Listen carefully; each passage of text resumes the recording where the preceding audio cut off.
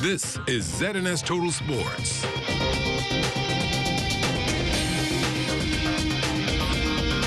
Good evening, Bahamas. I'm Amajal Knowles with your ZNS Total Sports.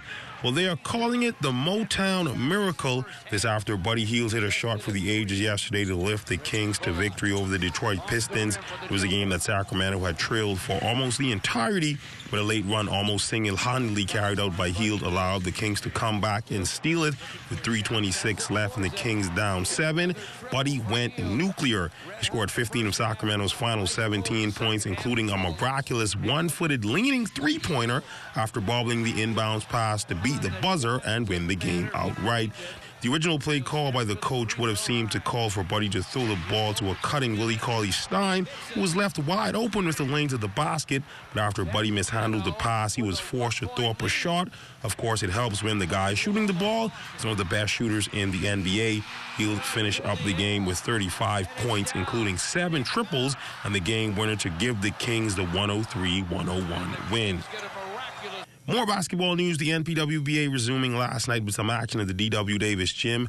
The feature game, the Foxy's Angels made short work of the Cheetahs, thanks in large part to 17 points from Michelle Butler. We caught up with one of the winning players, LaTondra Brown, after the game.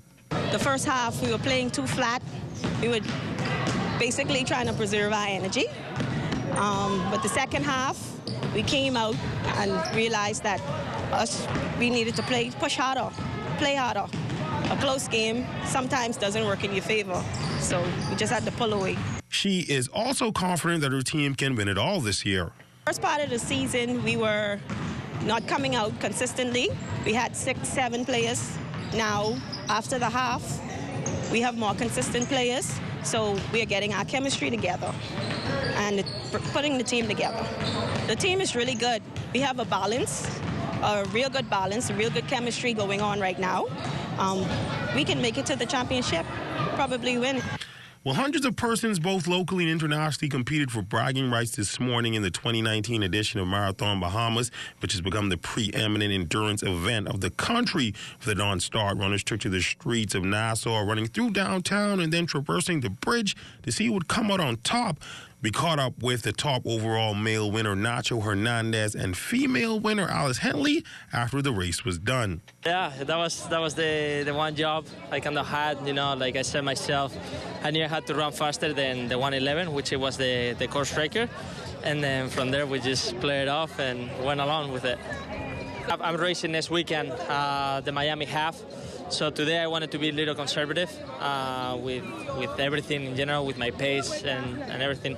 But the only thing, it was the crosswind that we had the entire way, and then also the humidity. It wasn't hot, but it was humid, so I constant sweat, So I would say, I took a little bit more effort than I expected originally. But overall, great, great race, great course.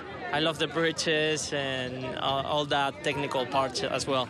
I'm super happy. I ran a little faster than I predicted, so I'm really happy about that, considering it's a pretty warm day here. But I'm starting to feel it now, but I think I have still so much adrenaline kicking that it's preventing some of the pain from setting in. I'm sure I'll be feeling it tomorrow.